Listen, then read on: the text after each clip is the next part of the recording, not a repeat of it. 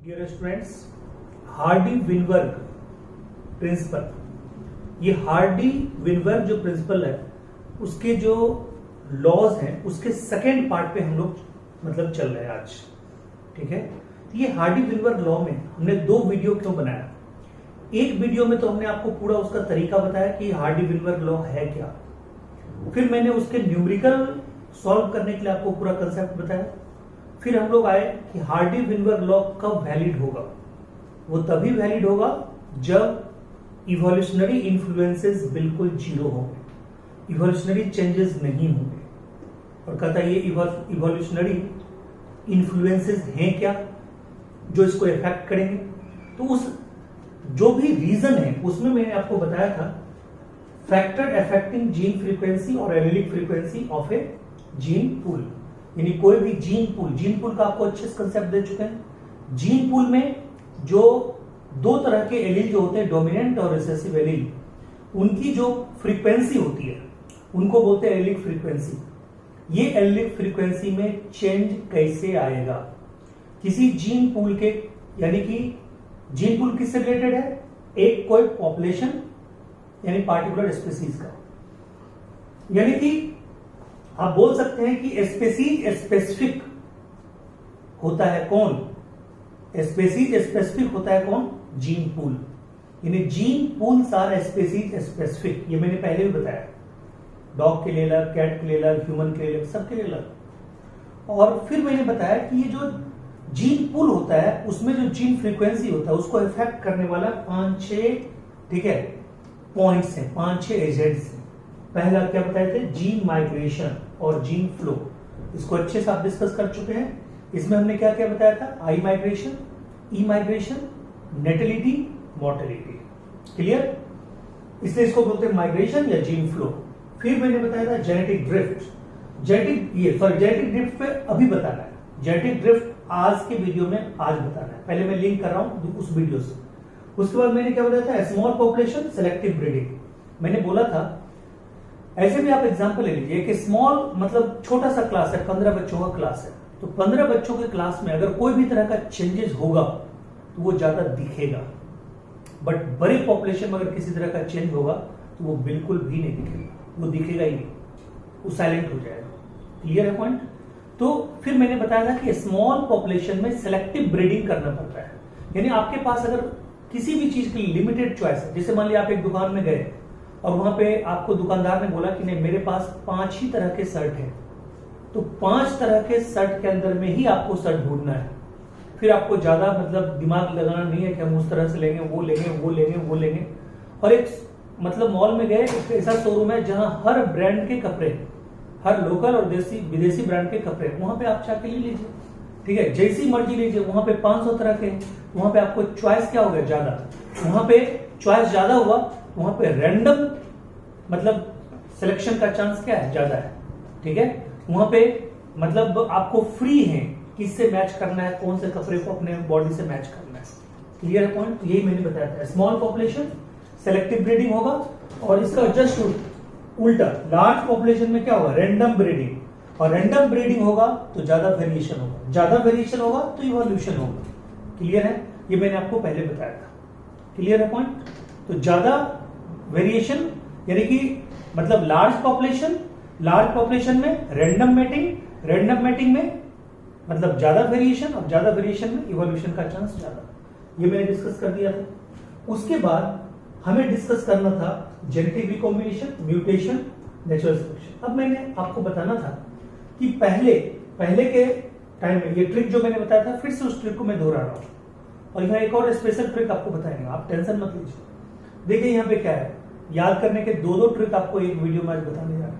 एक तो हमने बता चुका था पिछले वीडियो, उसी को मैं रिपीट कर रहा हूं। मैंने क्या बोला था कि मैंने कहानी सुनाई थी, ठीक है, ये नेटवर्क कंपनी, ये डाटा प्रोवाइडर कंपनी का, यानी कि जो नेट आज जो सब यूज कर रहे हैं, कहते हैं कि पहले क्या हुआ करता था, एयरटेल 150 रुपए में 1.5 GB देता था, पूरे महीने चलाना होता था। वोडाफोन, ठीक है, आइडिया, ठीक है, ये सब जितने भी कंपनी थे, ठीक है, टाटा डोकोमो, ये सब बहुत महंगे दिया करते थे। जब जियो आया, यानी कि जियो के पहले ये सब कंपनी हम लोग को लूटते थे। ठीक है, और जब जियो आया जियो का उसमें रिसोर्सेज नहीं था, बहुत छोटी नेटवर्क हुआ करती थी 2G 3G, ठीक है।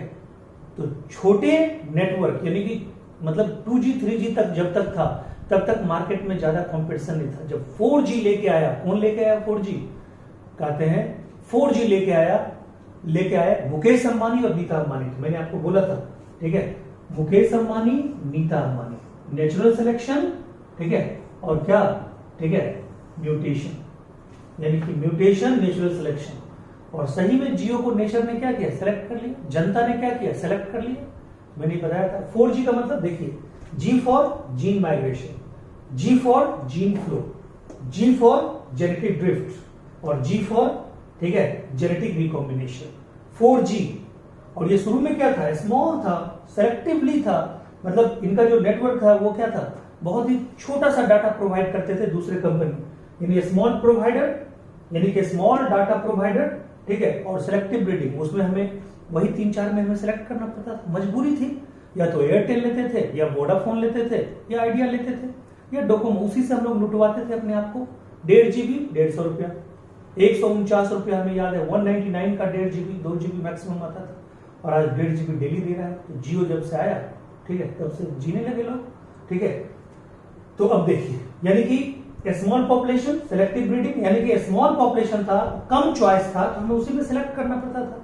और अब हमारा हो गया कि ये सिलेक्ट करो जी, वो सबका डाटा का रेट लगभग क्या हो गया? सेम हो गया। आदमी के पास आजादी है, जिस कंपनी को डाटा चूज करना है करो, ठीक है। हालांकि इधर अभी बढ़ गया, लेकिन फिर भी आजादी है, ठीक है, क्लियर है। तो ये हमने पढ़ लिया था, ये पढ़ लिया था, ठीक है, इसमें पढ़ेंगे। अब देखिए ये सब आपका क्लियर हो गया पहले से।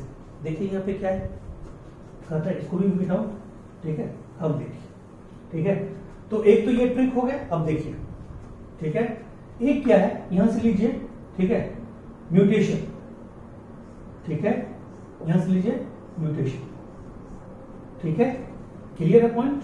ये आपका है म्यूटेशन, ठीक है। यहां से लीजिए माइग्रेशन, ठीक है, ये लीजिए माइग्रेशन। ये ट्रिक तो आपने समझ लिया। 4G मुकेश अंबानी, नीता अंबानी, ठीक है, ये याद रखिए। 4G, ठीक है, 4G तो हो गया, उसके बाद मुकेश अंबानी, नीता अंबानी, मुकेश अंबानी, नीता अंबानी, उसके बाद जी, ठीक है, और उसके बाद ये G, ठीक है। ये 4G 1 2 3 4 मुकेश अंबानी, नीता अंबानी, ये हो गया, दोनों वाई बस में, क्लियर है। और स्मॉल पॉपुलेशन, ये तो मैंने अलग से बताया कि स्मॉल यानी कि उसमें चॉइस क्या था? बहुत कम था, सेलेक्टिव ब्रीडिंग करनी पड़ती। अब देखिए एक और ट्रिक बताता हूं। Miss Meera does not reply, miss Meera does not reply. अगर ये आपको अच्छा लगे ये कीजिएगा, miss Meera does not reply. ये ट्रिक भी बहुत अजूबा है, ठीक है, यानी कि miss Meera does not reply. और मैं ऐसे ही ट्रिक में कोई चीज नहीं लाता, उसका कोई ना कोई रीजन होता है, ठीक है। ये मीरा कृष्ण की दीवानी, ठीक है, तो मीरा प्रेम का एक रूप है और इनको कभी भूलना नहीं चाहिए। जब तक दुनिया में कृष्ण का नाम रहेगा तब तक मीरा का नाम रहेगा, ठीक है, क्लियर है पॉइंट। यानी कि कृष्ण मीरा, ठीक है, मीरा कृष्ण को चाहती थी, कृष्ण राधा को चाहते थे। शादी कहां हुई? रुक्मिणी से।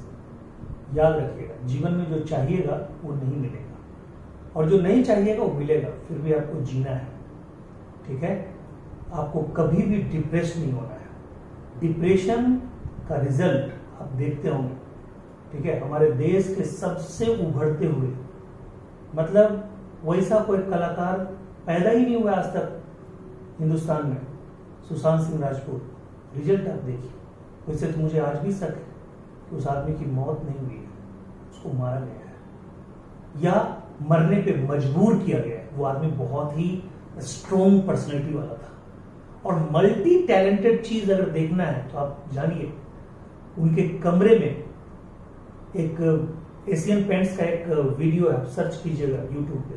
एशियन पेंट्स वालों ने एक वीडियो शूट किया था उनके कमरे का, ठीक है, या इंडिया टीवी पे आज ही के दिन, ये कल के दिन, यानी कि 15 तारीख के डेट में इंडिया टीवी पे एक डॉक्यूमेंट्री आया, उसमें एशियन पेंट्स के वीडियो को दिखाया गया। उसमें पता चलेगा कि सुशांत सिंह राजपूत के जब लिविंग रूम में आप जाइएगा तो पता चलेगा वो कितना टैलेंटेड आदमी था। एक से एक हाई रिजोल्यूशन का टेलीस्कोप रखा हुआ था, वो नासा गया हुआ था, चांद पे प्लॉट खरीदने वाला सबसे पहला इंसान था इंडिया में, और भी चीजें थी, मतलब मल्टी टैलेंटेड था बंदा, और उसको अकेलेपन ने बर्बाद कर दिया। इसलिए कभी भी जीवन में डिप्रेस नहीं होना है, ठीक है। वो माँ से बहुत प्यार करता था और माँ के हर चीजों को पूरा करना चाहता था, लेकिन 50 सपनों में मात्र 11 पूरा कर पाया, बाकी अधूरा रह गया। तो आप माँ से प्यार करें, फादर से प्यार करें, बहन से करें, भाई से करें, दोस्त से करें, ठीक है, जिससे भी करें, आपका बॉयफ्रेंड हो, गर्लफ्रेंड हो, पति हो, पत्नी हो, लेकिन आप खुश रहें और तभी आप जी सकते हैं। और खुश जबरदस्ती ना रहें, इंटरनली एक्सटर्नली दोनों। और जब भी आपको कभी डिप्रेशन लगे, आप सबसे बात कीजिए, दुनिया बहुत बड़ी है और जिंदा रहिएगा तब तो आप सबके सपने को पूरा कीजिएगा। तो ये एक बहुत बड़े सीख दे गए, ठीक है। तो ये बात दिमाग में रखना चाहिए। तो miss Meera does not reply, ये miss Meera does not reply, ठीक है। तो मैं आपको ये ट्रिक मिटाता हूं, ठीक है, यानी कि miss Meera does not reply, mutation, ठीक है, माइग्रेशन, ठीक है, ड्रिफ्ट, ठीक है, नेचुरल सिलेक्शन, ठीक है, और रिकॉम्बिनेशन, ठीक है, recombination. Miss Meera does not reply, ये ट्रिक है आपका। Miss Meera, miss mutation, Meera migration, does drift, not natural selection, reply. और इन तीनों में क्या, ये दोनों में क्या लगाइएगा, gene migration, genetic drift, genetic recombination, जैसा भी आपको लगाना है लगाइए। ये ट्रिक याद रखिए। या हमने क्या बोला, 4G, मुकेश अंबानी, ठीक है, मुकेश एंड नीता अंबानी, ठीक है, इसको याद रखिएगा, इसको। और ये कब आए, जब बहुत स्मॉल चॉइस था दुनिया में, स्मॉल चॉइस ऑफ नेटवर्क, ठीक है, यानी कि उसी में हमें सिलेक्ट करना पड़ता था। तो उसका क्या नाम था, सेलेक्टिव ब्रीडिंग। क्या नाम था, सेलेक्टिव ब्रीडिंग। बोलिए, क्लियर, ठीक है। तो स्मॉल चॉइस ऑफ नेटवर्क था, उस समय आया था सेलेक्टिव ब्रीडिंग, मतलब उसमें सेलेक्टिव ब्रीडिंग ही कर सकते थे। तो small choice of network, small population, selective breeding, ये आपका क्लियर है, ठीक है। उसके बाद जेनेटिक माइग्रेशन। अब जो इस ट्रिक पे याद रखिए या इस ट्रिक पे याद रखिए, यही 2 4 1 5, इसके अकॉर्डिंग हमने एक बढ़ा दिया। ये इफेक्ट करते हैं किसको, जीन पूल को, जीन फ्रीक्वेंसी को, एलेलिक फ्रीक्वेंसी को, और तब जाके हार्डी-विल्बर लॉ लागू नहीं होगा। अगर ये सब इफेक्टिव होंगे तो हार्डी-विल्बर लॉ लागू नहीं होगा, ये सब इफेक्टिव नहीं होंगे तो हार्डी-विल्बर लॉ लागू होगा, जिसके according total number of alleles, ठीक है, at any genetic equilibrium is only 1, P plus Q बराबर 1, P square plus 2PQ plus Q square बराबर 1, ये आपका था, ठीक है। तो मैं अभी डिस्कस करने वाला हूं, अभी जस्ट डिस्कस कर रहा हूं, ठीक है। क्या डिस्कस करने जा रहा हूं, ठीक है, मेन अब डिस्कस करूंगा जेनेटिक ड्रिफ्ट, और इसमें आपको पढ़ना है ये सब पॉइंट। इसमें 3 इफेक्ट पढ़ाएंगे, Sewall Wright effect, bottle neck effect and, ठीक है, एंड क्या बोलिएगा, बोटल नेक इफेक्ट बाद और क्या, तो कहता है एक फाउंडर इफेक्ट। तीनों इफेक्ट से आपको क्वेश्चन आना ही आना है, फिर आगे चीज देखें, न्यूमेरिकल भी देखेंगे, ठीक है, करता हूं। डियर स्टूडेंट्स, मैं आपको बता रहा था जेनेटिक ड्रिफ्ट, और यहां पे हम लोग जेनेटिक ड्रिफ्ट में बहुत अच्छे सीखने जा रहे हैं, मतलब इफेक्ट। यहां से क्वेश्चन भी आपको आएगा। तो देखिए, सबसे पहले दिए जाने कि जेनेटिक ड्रिफ्ट को ही हम लोग बोलते हैं सीवाल राइट इफेक्ट। साइंटिस्ट का नाम है सीवाल राइट इफेक्ट। तो आपको ये भी पूछ सकता है जेनेटिक ड्रिफ्ट, ठीक है, का दूसरा नाम क्या है, आप बोलेंगे सीवाल राइट इफेक्ट, क्लियर है। इसी को हम लोग बोलते हैं नॉन डायरेक्शनल फैक्टर, ठीक है, नॉन डायरेक्शनल फैक्टर और रैंडम फैक्टर और सीवाल राइट इफेक्ट। यानी ये पूरा का पूरा जो टर्मिनोलॉजी है वो किसके लिए है, वो है जेनेटिक ड्रिफ्ट के लिए, ठीक है। ये genetic drift is equal to, ठीक है, नॉन डायरेक्शनल फैक्टर और रैंडम। देखो मैंने पहले ही बताया कि बिना किसी कॉज के, बिना किसी रीजन के, ठीक है, बिना किसी फायदे के, अननोन डायरेक्शन में, डायरेक्शनलेस, ठीक है, यानी कि किस कारण से कोई पॉपुलेशन से कुछ इंडिविजुअल चले गए जिसके साथ उनकी जीन भी गई, ठीक है, और जीन की फ्रीक्वेंसी चेंज हो गई, ये अगर हम नहीं बता सकते हैं, that is called random. Random word का मतलब होता है नॉन डायरेक्शनल, बिना डायरेक्शन के, उसका पता ही नहीं है किधर गया, क्यों गया, कैसे गया, कब गया, कुछ नहीं पता, लेकिन मूव ऑन हो गया, ठीक है। उसको हम लोग क्या बोलेंगे, उसको बोलेंगे रैंडम चेंज, ठीक है, non directional change, genetic drift या सीवाल राइट इफेक्ट। क्लियर है पॉइंट? चलिए अब देखिए, इसी के अंदर हम लोग दो इफेक्ट को पढ़ेंगे, एक है बोटल नेक इफेक्ट और एक है आपका फाउंडर इफेक्ट। दोनों को आप समझिए। अफ्रीका में चलते हैं एग्जाम्पल लेके। अफ्रीका में अगर हम चलते हैं तो अफ्रीका में एग्जाम्पल हम लेते हैं, क्या है अफ्रीका में एग्जाम्पल, सो देखिए। अफ्रीका में चीता, ठीक है, धीरे धीरे इंडिया में तो चीता एक्सटिंक्ट एनिमल के रूप में, ये इंडेंजर्ड एनिमल के रूप में तो आता ही था, अभी एक्सटिंक्ट एनिमल के रूप में आने लगा। इंडियन चीता की अपनी वैरायटी अब यहां पे बची नहीं है, खत्म हो गई है। तो कहता है एक्सटिंक्ट एनिमल में अगर आपको पूछेगा तो आपको चीता बोलना है, ठीक है। अफ्रीका में जो चीता है उसके भी बहुत ज्यादा शिकार हो रहे हैं। तो अगर शिकार हो रहा है, इसका मतलब जो जिराफ का जीन पूल है, उस जीन पूल में लगातार चेंज आ रहा है, और वो कैसा चेंज है, निगेटिव चेंज है, ठीक है, वो डिक्रीजिंग मतलब डायरेक्शन में जा रहा है। यानी कि चीता की संख्या वहां पे डेली टू डेली लाइफ में घटती चली जा रही है, ठीक है, किसके कारण, कंटिन्यूअस हंटिंग के कारण। अब क्या होगा, चीता की संख्या घटते जा रही है, जो चीता बचेगा वो चीता क्या होगा, उस चीता, अगर मान लो संख्या बहुत ज्यादा रहता, बहुत ज्यादा संख्या अगर होता तो कुछ चीता का अगर मान लो हंटिंग भी होता तो चलो कोई बात नहीं, उसके एग्जिस्टेंस पे खतरा नहीं होता, ठीक है। बट अगर चीता की संख्या घटते जा रही है हंटिंग के कारण, जो कि एंथ्रोपोजेनिक है, ह्यूमन के द्वारा वो किया जा रहा है, वो नेचुरल डेथ नहीं हो रही है, और उसके बाद जो चीता बचा वो भी अगर वो जो चीता बचा वो क्या होगा, डिजीज के लिए ससेप्टेबल हो जाएगा, यानी फैटल डिजीज के लिए क्या होगा, ससेप्टेबल हो जाएगा।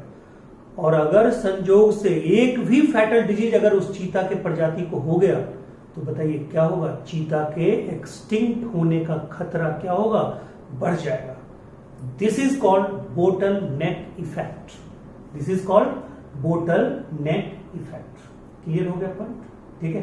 यानी आप क्या बोलेंगे, ठीक है, आप बोलेंगे कि ये जो बोटल नेक इफेक्ट है, ये कहता है, जैसे मान लीजिए कि एक बोतल है, ठीक है, सपोज एक बोतल है, ठीक है, तो इसको ऐसे समझिए, ये बोतल नेक, किसी भी बोतल का, जैसे ये बोतल है, तो ये देखिए, ये जब नेक की तरफ बढ़ता है तो धीरे धीरे क्या होता है, ये पतला चला, यानी डिक्रीज होता चला जाता है, और डिक्रीज होते होते लास्ट में क्या होता है, बिल्कुल, ठीक है, बिल्कुल लास्ट में एकदम एक छोटा सा ढक्कन होता है, यानी कि ऐसे करके ही जाता है बोतल, ठीक है।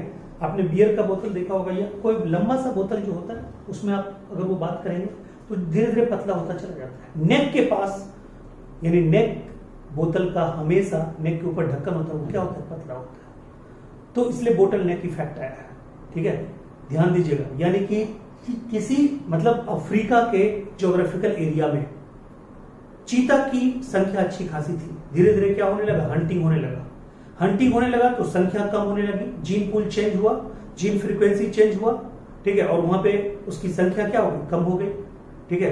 यानी कि वहां पे क्या हुआ, जेनेटिक ड्रिफ्ट हुआ, ठीक है, यानी कि रीजन, यहां पे तो रीजन मालूम है, लेकिन वहां पे जेनेटिक ड्रिफ्ट के अंदर ही एक स्पेशल केस है कि लगातार हंटिंग हो रहा है, अननोन हंटिंग हो रहा है, कोई देख नहीं पा रहा है, बट हंटिंग हो रहा है, ठीक है, हंटिंग हो रहा है तो उसकी संख्या कम हो रही है, और संख्या कम हो रही है तो उसकी संख्या जब कम बचेगा तो क्या होगा, ठीक है, वहां पे डिजीज होने का खतरा ज्यादा होगा, और डिजीज होने का खतरा ज्यादा होगा तो क्या होगा, देखिए, जहां अगर मान लीजिए एक छोटा सा कोई देश है, वहां पे अगर मान लीजिए कि कोरोना से अगर 10,000 लोग मर जाए तो हाहाकार मच जाएगा।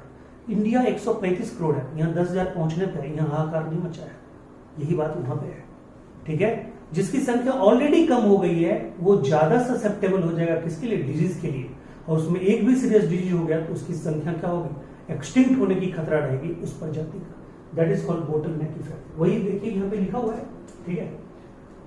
अब देखिए सी वाला इफेक्ट हुआ, कहता है इसी का जेनेटिक ड्रिफ्ट का cause the change in gene frequency, gene frequency GF है, गर्लफ्रेंड मत समझिएगा, ठीक है। कॉजेज द चेंज इन, ठीक है, GF genetic frequency, gene frequency by changing a small population, ठीक है। Loss of allele if this individual is fail to reproduce, ठीक है। कहते हैं अगर मान लो कि कोई इंडिविजुअल है वो अपने आप को रिप्रोड्यूस करने में फेल हो जाए तो बताओ धीरे धीरे उसकी प्रजाति क्या होगी, कम होते रहेगी, और ये स्मॉल पॉपुलेशन में ज्यादा विग्रसली दिखेगा, ज्यादा इफेक्टिवली दिखेगा। तो ये जेनेटिक ड्रिफ्ट बारे में, इसी में दो इफेक्ट है, एक बोटलनेक इफेक्ट है। ये bottleneck effect decreases in genetic variability in a population, example cheetah population in South Africa. Decrease number have limited genetic variability, number decrease कर गया तो उसमें जेनेटिक वेरिएबिलिटी अब होगा नहीं, ठीक है, लिमिटेड वो कंडीशन हो गया, ठीक है। With serious consequences, present cheetah population is susceptible to a number of fatal disease if disease, ठीक है, attack if disease attack, ठीक है, then extinct of cheetah cannot be reversed। कहता है अगर एक भी डिजीज अच्छे से हो गया, ठीक है, इफेक्टिव रूप से, तो चीता एक्सटिंक्ट अगर एक बार हो गया तो उसको रिवर्स नहीं किया जा सकता, जैसा इंडिया में हुआ है। क्लियर है पॉइंट। अब आइए फाउंडर इफेक्ट क्या है इसको देखिए, ठीक है। फाउंडर इफेक्ट को ऐसे समझिए, ठीक है। फाउंडर इफेक्ट को ऐसे समझिए, मान लीजिए कोई स्टूडेंट है किसी कोचिंग में पढ़ रहा है, ओके, मतलब एक लड़का है, सपोज एक लड़का है, वो दिल्ली में पढ़ रहा था, दिल्ली आकाश इंस्टीट्यूट में, साउथ एक्स ब्रांच में, वहीं उसका जन्म हुआ था, ओके, वहीं घर के बगल में पढ़ रहा था, क्योंकि घर के बगल में आकाश का वो ब्रांच था, खूब अच्छे से पढ़ रहा था। वहां पे वो बहुत ज्यादा इफेक्टिव नहीं हुआ, बट कहता उसको शिमला ले जाया गया, शिमला में उसके फादर जॉब कर रहे थे, शिमला गया, शिमला में ही, ठीक है, एक उसको दूसरा इंस्टीट्यूट मिला, लोकल इंस्टीट्यूट था, बट वहां पे जो मौसम था वो उसको अच्छा लगा, मौसम उसको सूट कर रहा था, उस मौसम में उसका पढ़ने की मतलब इफेक्टिवनेस बढ़ गया। तो कुछ जीन ऐसा था जो साउथ एक्स दिल्ली में इफेक्टिव नहीं था, बट वो जीन कैरी होके गया कहां पे, प्लेस बी, जो उसका ओरिजिन प्लेस नहीं है, जो उसके लिए न्यू प्लेस है। ओरिजिन प्लेस दिल्ली था, बट दिल्ली में रहते हुए उसका वो जीन, इन्वायरमेंटल एडेप्टेबिलिटी जीन, उसका वो इफेक्टिव नहीं था, जबकि वो जीन कैरी करके गया, वो एडेप्टेशन वाला जीन कहां ज्यादा इफेक्टिव हो गया, शिमला में। वहां पे उस लोकल कोचिंग में रहते हुए ही नीट क्वालिफाई कर गया। तो बताइए, यानी वो जीन, वो जो स्पेशल जीन कैरी करके आया था शिमला, उस शिमला में वो जीन क्या हुआ, ज्यादा इफेक्टिव हो गया, वो अपना जबरदस्त इफेक्ट दिखलाया, और वहां पे वो पूरी तरह एडजस्ट भी कर गया, डॉक्टर भी बन गया, शादी भी कर लिया, संख्या भी बढ़ी, और अब वहां फुल फ्लेज मतलब अपने पूरे परिवार के साथ रह रहा है, नए परिवार के साथ। इसी इफेक्ट को क्या बोलते हैं, founder effect, FOUNDER, founder effect. समझ गए होंगे बड़े अच्छे से एग्जांपल के साथ। लीजिए फाउंडर इफेक्ट क्या है, देखिए प्लेस ए और एक प्लेस मान लीजिए, organism move to place B, place A is origin place, place B is new place, ठीक है। और कहता है कि यहां पे ये जो मूव जो कर रहा है ए से बी प्लेस में, ये किसके साथ मूव कर रहा है, विद ए स्पेशल जीन, ठीक है, जो कि रेयर जीन है, जो यहां इफेक्टिव नहीं है, वहां जाके क्या हो जाएगा, इफेक्टिव हो जाएगा। रेयर एलील्स इनहेंस्ड विद, ठीक है, जनरल इलिस, यानी कि जनरल इलिस यानी कि उसके बॉडी में जो जनरल इलिस था उसको भी, वो भी क्या हो गया, इनहेंस हो गया, क्योंकि वो स्पेशल जीन इनहेंस हो गया था, वो अपना इफेक्ट दिखाना शो कर दिया था। तो कहता है उसी इफेक्टिवनेस को हम लोग क्या बोलते हैं, फाउंडेड इफेक्ट। अब आप समझ गए होंगे, क्लियर है पॉइंट। म्यूटेशन में आपको पहले, ये जेनेटिक रिकॉम्बिनेशन में आपको पहले बता चुका हूं, ये जेनेटिक ये बता चुका हूं। जेनेटिक रिकॉम्बिनेशन क्या है, तो कहता है जेनेटिक रिकॉम्बिनेशन एक ऐसा प्रोसेस है जो क्रॉसिंग ओवर का दूसरा नाम है।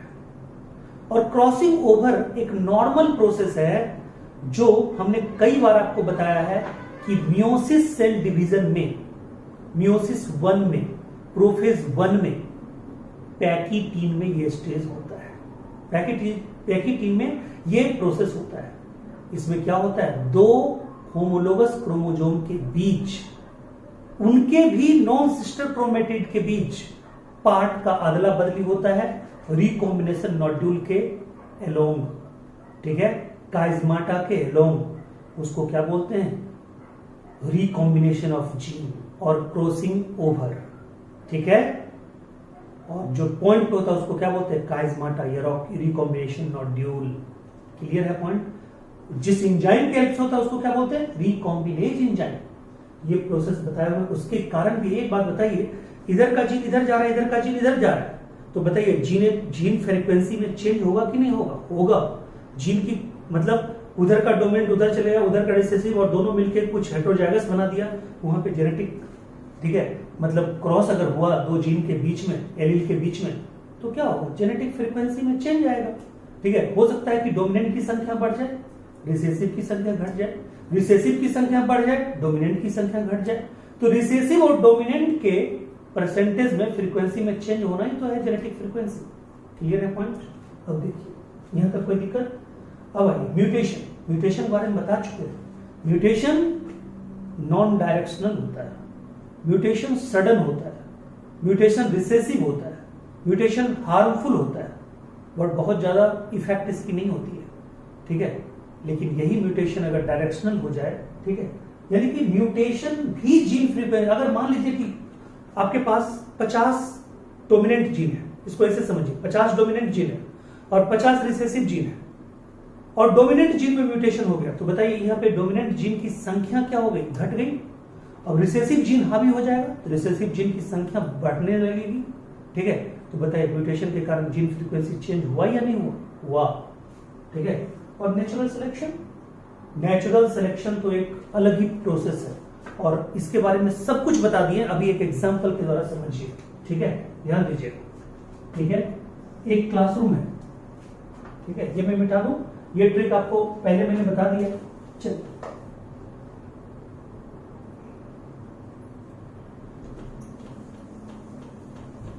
देखिए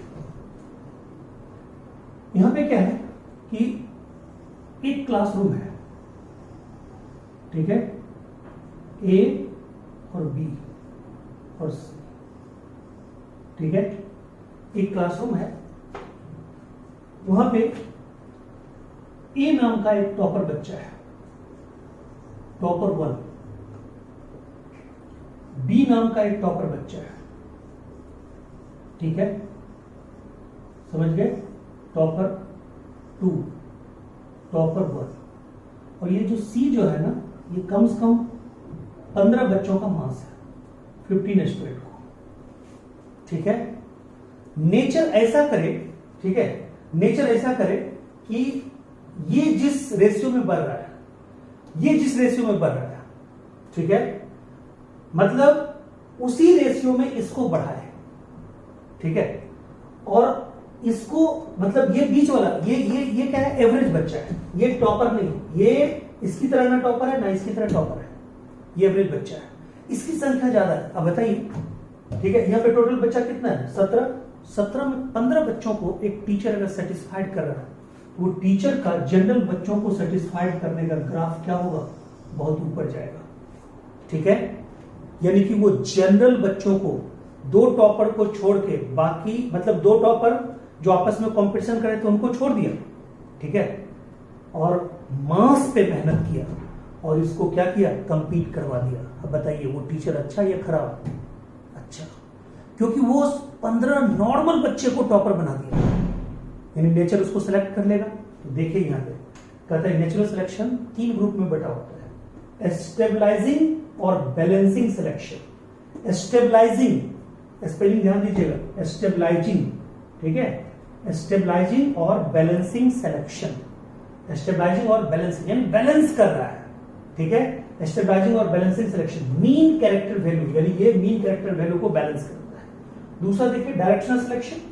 डायरेक्शनल सिलेक्शन में क्या है, ठीक है, कि इसमें क्या होगा, ये डायरेक्शनल सिलेक्शन में या तो इसको बढ़ाएगा या तो इसको बढ़ाएगा, इसको छोड़ देगा, ठीक है। यानी कि या तो ए, ठीक है, इधर ए और बी, ठीक है, या तो ए या तो बी, ठीक है। एक बार ए को, एक बार बी को, एक बार ए को, एक बार बी को, एक बार ए को, एक बार बी को टॉप करवाते जा रहा हूं, मेहनत अलग अलग करके। तो बताइए उसको क्या बोलेंगे, डायरेक्शनल सिलेक्शन, या तो ए के साथ ही या तो बी के साथ ही। क्लियर है, मीडियम को छोड़े हुए। और डिसरप्टिव में, ठीक है, डिसरप्टिव में कहता है कि ए और बी को बढ़ा रहा है और सी को क्या किया, छोड़ दिया। यानी ए और बी, वहां पे ग्राफ कैसा हो जाएगा, वहां पे ग्राफ ऐसा हो जाएगा, ठीक है, ये ऐसा और सी वाला ऐसा। क्लियर है।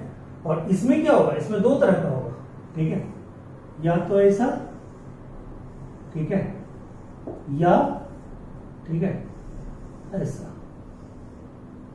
ठीक है, समझ गए। यहां पे कौन हुआ ए, यहां पे कौन हुआ बी, तो ये हो जाएगा इसका। यहां पे क्या हुआ, ठीक है, या तो ए या तो बी। इसका बेस्ट एग्जांपल कौन है, इंडस्ट्रियल मेलानिज्म।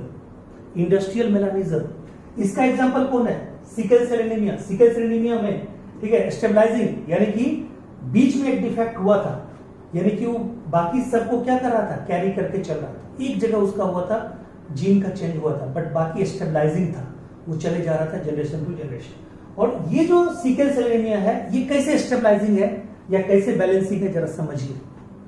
कहता है कि अगर सिकल सेल एनीमिया हो गया तो सिकल सेल एनीमिया में क्या हो रहा है, normal biconcave RBC is changed into sickle cell RBC. उस स्थिति में क्या प्लाज्मोडियम वाइवेक्स उस सिकल सेल आरबीसी को पहचान पाएगा, नहीं। तो सिकल सेल एनीमिया का जो कैरियर होता है, ठीक है, सिकल सेल एनीमिया का जो कैरियर होता है, क्या उसमें मलेरियल पैरासाइट सरवाइव करेगा, नहीं करेगा। तो बताइए ये उसके लिए क्या हो गया, फायदा हो गया। यानी कि वहां पे, ठीक है, वहां पे जो रिसेसिव होगा, ठीक है, जो सिकल सेल एनीमिया का के लिए जो मतलब रिसेसिव होगा, यानी कि जिसमें सिकल सेल एनीमिया का कैरियर जीन भी नहीं है, मतलब हाफ जीन भी नहीं है, वो मलेरिया से मर जाएगा। जिसमें मतलब होमोजाइगस, वो रिसेसिव हो गया, वो तो मर गया। होमोजाइगस डोमिनेंट हो गया, वो भी मर गया। सर्वाइव कौन करेगा, हेटेरोजाइगस। क्यों, वहां मलेरिया नहीं होगा, ठीक है। अगर दोनों क्रोमोसोम पे सिकल सेल एनीमिया के जीन है तो वो लीथल हो जाएगा, मर जाएगा। दोनों में किसी पे नहीं है तो मलेरिया से मर जाएगा। तो सर्वाइव कौन करेगा, ठीक है, जो हेटेरोजाइगस है वो सर्वाइव करेगा, यानी बीच वाला सर्वाइव करेगा। बीच वाला मतलब हेटेरोजाइगस, मतलब रिकॉम्बिनेंट, वो क्या करेगा, वो सर्वाइव करेगा। क्लियर है पॉइंट, वो सर्वाइव करेगा। तो बताइए, ठीक है, ये जो सर्वाइव करेगा ये क्या होगा, सिकल सेल एनीमिया, इसका बेस्ट एग्जांपल हो गया, ठीक है। यानी ना होमोजाइगस रिसेसिव सर्वाइव करेगा, ना होमोजाइगस डोमिनेंट सर्वाइव करेगा। कौन सर्वाइव करेगा, हेटेरोजाइगस। इसमें क्या हुआ, इंडस्ट्रियल मेलानिज्म में एक बार व्हाइट पिपर्ड मॉथ का टाइम था, दूसरे बार किसका टाइम आया, ब्लैक पिपर्ड मॉथ। या तो व्हाइट पिपर्ड मॉथ या तो ब्लैक पिपर्ड मॉथ, दोनों एक साथ कभी नहीं, ठीक है। और ये तो एक स्पेशल केस ही है, कहता है इसमें क्या है, ठीक है, यानी कि दोनों डोमिनेंट और रिसेसिव सर्वाइव करेगा और हेटेरोजाइगस क्या होगा, खत्म हो जाएगा। इन हेटेरोजाइगस खत्म कब होगा, जब लिंक्ड होगा, ठीक है। लिंकेज उसका एग्जांपल है। अब समझ में आ गई बात, ठीक है। ये था, तो बताइए पूरा का पूरा मैं मिटाऊं, ठीक है। अब आपको समझ में आ गया ये सारे इफेक्ट, बोटल नेक इफेक्ट, ये वो सब कुछ आपको समझ में आ गया, ठीक है। बोटल नेक इफेक्ट को अच्छे से ये पूरा का पूरा। और सबसे बड़ी बात, ये नेचुरल सिलेक्शन का ये 3 एग्जांपल दिए। कौन कौन एग्जांपल दिए नेचुरल सिलेक्शन का, स्टेबलाइजिंग और बैलेंसिंग सिलेक्शन, दूसरा डायरेक्शनल सिलेक्शन, और तीसरा डिसरप्टिव सिलेक्शन। डिसरप्टिव सिलेक्शन, ठीक है, मीडियम क्या होगा, यूज डिक्रीज्ड, ये डिप्रेसेंट, यानी कि मीडियम जो ये होगा ये क्या होगा, डिप्रेसेंट हो जाएगा, और बाकी ये दोनों एक साथ चलता चला जाएगा। इसमें हमने क्या बोला, डायरेक्शनल सिलेक्शन में या तो, ठीक है, या तो मतलब एक या तो बी, मतलब डोमिनेंट या रिसेसिव, बीच वाला नहीं, ठीक है। और इसमें क्या है, बीच वाला सर्वाइव करेगा, ठीक है, यानी कि जो बताया हेटेरोजाइगस सर्वाइव करेगा, इसमें हेटेरोजाइगस सर्वाइव करेगा, इसमें या तो डोमिनेंट या तो रिसेसिव, इसमें डोमिनेंट रिसेसिव दोनों एक साथ, हेटेरोजाइगस नहीं।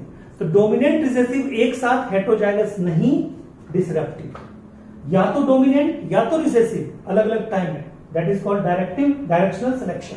और कहता है, ठीक है, कि ना तो रिसेसिव ना तो डोमिनेंट, बीच वाला heterozygous, that is called stabilising और बैलेंसिंग। क्लियर है पॉइंट?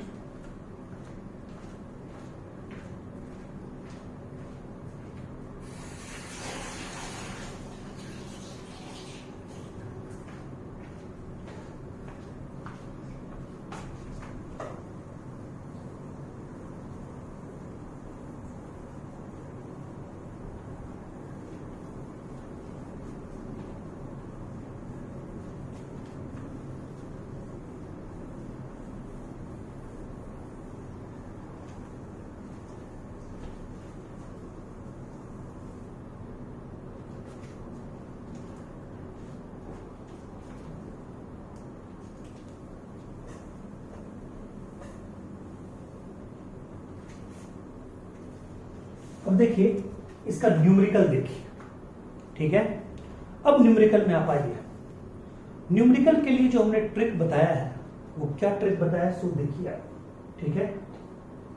तो न्यूमेरिकल के लिए जो हमने ट्रिक बताया था, ये जो फॉर्मूला बताया था वो देखिए, वो था एक फॉर्मूला था, ठीक है, एक फॉर्मूला आपको था P plus Q equal to 1, एक ये था। दूसरा क्या था, P square plus 2PQ plus Q square बराबर 1, या P square plus Q square plus 2PQ equal to 1, यही तो था, यही आपको था, ठीक है। अब देखिए इसमें क्या है, ध्यान दीजिएगा, यह है 16%, ठीक है। 16% of a population is unable to test, ठीक है, पीटीसी, मतलब अनेबल टू टेस्ट मतलब नॉन टेस्टर, ठीक है, नॉन टेस्टर। ध्यान दीजिएगा, ये जो नॉन टेस्टर है इसका परसेंटेज कितना है, 16%। ध्यान दीजिएगा, सब कुछ बताएंगे और इस पे आप क्वेश्चन बराबर बनाते रहिएगा, आपको निकलता रहेगा। इस पे क्वेश्चन प्रैक्टिस आज ही खोज के करना है, ठीक है। मैं एकदम शॉर्टकट बताने जा रहा हूं, फॉर्मूला मैं पहले ड्राइव कर चुका हूं पहले वीडियो में। अब देखिए नॉन टेस्टर कितना हो गया, 16%, अनेबल टू टेस्ट। और क्या कहता है, इंफॉर्मेशन एक और देता है, the non tester gene is recessive to tester gene, और ये जीन क्या है, रिसेसिव है, रिसेसिव है, क्लियर है, ठीक है, ये रिसेसिव है। और रिसेसिव को आप किससे मानते हैं, ठीक है, रिसेसिव को आप किससे मानते हैं, मान लीजिए यहाँ पे small T small T small T small T, ये हो गया रिसेसिव। तो बताइए जो डोमिनेंट होगा उसको आप क्या मानिएगा, कैपिटल टी, इसको मान लीजिए स्मॉल टी, ये आपका क्या हो गया, नॉन टेस्टर, और ये आपका क्या हो गया बताइए, ये हो गया टेस्टर। और क्वेश्चन खुद ही बोल रहा है नॉन टेस्टर, यानी नॉन टेस्टर कितना परसेंट, 16%। अभी हम देखेंगे, रुक जाइए, ठीक है। नॉन टेस्टर 16%, ये 16%, ये डाटा नहीं है टेस्टर, ठीक है, ये डाटा आपके पास नहीं है, ठीक है। अब देखिए कहते हैं what percentage of the population is heterozygous for the trait. पहले तो हेटेरोजाइगस पूछ रहा है, एकदम सुकून के साथ दिमाग लगाइए। देखिए यहाँ पे क्या है, टी का हमने क्या बोला था, जो डोमिनेंट होगा उसका फ्रीक्वेंसी क्या मानना है, पी। तो यहाँ पे ले लीजिए पीपी, इस टी की वजह क्या लीजिएगा, पीपी, और यहाँ पे क्या लीजिएगा, क्यू ले लिया आपने। रिसेसिव को आपने क्या लिया, क्यू क्यू, और डोमिनेंट को आपने क्या लिया, पीपी ले लिया आपने। अब बताइए पी स्क्वायर और इधर क्या लिया, क्यू स्क्वायर ले लिया। पहले तो उस पर भी मत जाइए, पहले तो ये जानिए कि ये आपका कितना है, ये अब चलिए यहां से ले लीजिए, ठीक है, ये क्यू स्क्वायर, तो क्यू स्क्वायर ये आपका कितना दिया हुआ है 16%। 16% का मतलब क्या हुआ, 16/100 बराबर 0.16।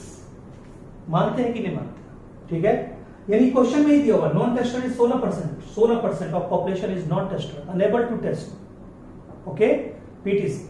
तो कहता है कि ये मतलब अनेबल टू टेस्ट यानी कि नॉन टेस्टर 16% है। अब देखिए यहीं पे एकदम चला के तुरंत आंसर कर दीजिएगा, 16% है, लास्ट में आपको बिना देखे भी आंसर करने को बताएंगे। 16% ये है, 16% का मतलब 0.16 इसकी जेनेटिक फ्रीक्वेंसी हुई, यानी कि 0.16 टीटी, उसके बदले क्यू क्यू, क्यू क्यू को क्या लिखेंगे, क्यू स्क्वायर, क्यू स्क्वायर बराबर 0.16, 0.16 ये 0.16। तो बताइए क्यू बराबर कितना, 0.4 होगा। अरे ये होगा कि नहीं, आप मैथमेटिक्स ज्यादा पढ़े हैं, ठीक है, क्या होगा 0.16 का तो कितना होगा 0.4 आ गया, ठीक है, हो गया। तो क्या था 0.4। अब देखिए आपने क्या इस फॉर्मूला पे आना है आपको, P प्लस क्यू बराबर 1, तो बताइए P प्लस 0.4 बराबर 1, तो बताइए P इक्वल टू 1 माइनस 0.4 बराबर कितना 0.6। इसका मतलब ये आपको निकल गया, ये निकल गया, ठीक है, ये आपको निकल गया, क्या निकल गया बताइए कितना निकला, P निकला है 0.6, तो बताइए P स्क्वायर क्या निकलेगा 0.6 का स्क्वायर, ठीक है, तो 0.6 का स्क्वायर कितना होगा 36 निकल गया, यानी कि 0.6 यानी कि ये 36 और इधर कितना, ये कितना, ये तो पहले से निकला हुआ है 16, तो ये 16%, ये कितना हो गया 36%, 36% कितना आएगा 0.36, ये आपका पहला ही आया था 0.16, ये हो गया। लेकिन ये अब देखिए यानी कि P आपका यहां पे आ गया 0.6 और Q आ गया आपका 0.4, तो बताइए ये क्या होगा बीच वाला, 2 इंटू 0.6, 2.6 इंटू 0.4 प्लस, इसको ऐसे कीजिए, प्लस 0.6 इंटू 0.4, तो बताइए 0.24 प्लस 0.24, ठीक है 0.24, ठीक है, कितना हो गया 48, ठीक है, मतलब ए बी कर दीजिए, 2 को हटाइए, ये देखिए फिर से इसको मैं समझाता हूं, इसको मैं फिर से समझाता हूं, यहां पे थोड़ा सा रुकिए, ये देखिए फिर से यहां पे देखिए, जैसे हमने क्या बताया यहां पे हमने बताया कि क्यू क्यू, ठीक है 16% था, ये 16% का मतलब क्या हुआ 0.16, यानी क्यू स्क्वायर बराबर 0.16, तो ये कितना निकला, ये हमारा निकला 0.4, क्यू बराबर 0.4, यहां लिख देता हूं क्यू बराबर 0.4, तो बताइए P बराबर क्या हो जाएगा इस फॉर्मूला से 0.6 हो गया, 0.6, P बराबर 0.6, Q बराबर 0.4। अब इस पे आ जाइए, ठीक है, ये लीजिए 0.6 का स्क्वायर प्लस 2PQ को PQ प्लस PQ लिखेंगे, PQ प्लस PQ, अब प्लस Q स्क्वायर बंधन कर दीजिए 0.4 स्क्वायर हो गया। अब इधर लीजिए 0.6 का स्क्वायर कितना हुआ 0.36 plus PQ 0.6 into 0.4 plus 0.6 into 0.4 और प्लस 0.4 का स्क्वायर, तो बताइए ये अब क्या हो गया 36%, ये कितना हो गया, ठीक है 0.6 इंटू 0.4 कितना हुआ 0.24 प्लस 0.24 कितना हो गया 0.48 और ये कितना हो गया 0.16, तो बताइए ये क्या हो गया डोमिनेंट होमोजाइगस, डोमिनेंट होमोजाइगस। ये क्या हो गया बताइए, ये क्या हो गया हेट्रोजाइगस, हेट्रोजाइगस। और ये क्या हो गया, ये हो गया रिसेसिव। तो रिसेसिव तो आपको क्वेश्चन में दिया हुआ है और हेट्रोजाइगस आपका निकल गया कितना 48%। तो 48%, 16% और 36% जोड़िएगा तो कितना होगा 100%। देखिए ये आ गया 1, 100% का मतलब क्या 1, क्लियर हो गया, ठीक है। क्लियर हो गया क्वेश्चन। अब देखिए यहाँ पे क्या है, in a population of 200 parents find out the number of tester. तो बताइए नंबर ऑफ टेस्टर 100 में 16% ये था, तो नंबर ऑफ टेस्टर कितना होगा 84। 100 में डायरेक्ट घटा लीजिए, -16 कितना होगा 84। ये 84 कितने में 100 में, तो बताइए 200 में कितने, क्या बोलिएगा 168। 168 कितने में 200 में। क्लियर हो गया। तो इस ढंग से आपको सारे क्वेश्चन सॉल्व करने हैं, सारे क्वेश्चन आपको सॉल्व हो जाएंगे। ठीक है, तो यहां तक सारा का सारा मैंने आपको बताया। ये आपका क्या था, हार्डी-विनबर्ग लॉ पार्ट 2। ठीक है, तो ये 2 वीडियो में आपको मैंने सारा कुछ बताया, आप इसको सब कुछ को ध्यान में रखेंगे। इस पे कम से कम 3 से 4-5 तरह के न्यूमेरिकल आएंगे, उसको आप सॉल्व कीजिएगा। जैसे मान लीजिए एक और क्वेश्चन आपको देते हैं। ठीक है, सपोज, ठीक है, एक कोई पॉपुलेशन है, उसमें, ठीक है, जेनेटिक फ्रीक्वेंसी जो है डोमिनेंट का वो है पॉइंट ये 49%। ठीक है, तो किसी पॉपुलेशन में डोमिनेंट का कितना है 49%। तो बताइए then calculate the percentage of heterozygous. जल्दी से जल्दी देखिए क्या कीजिएगा। ठीक है, कुछ नहीं करना है, बहुत जल्दी शॉर्ट में 49%।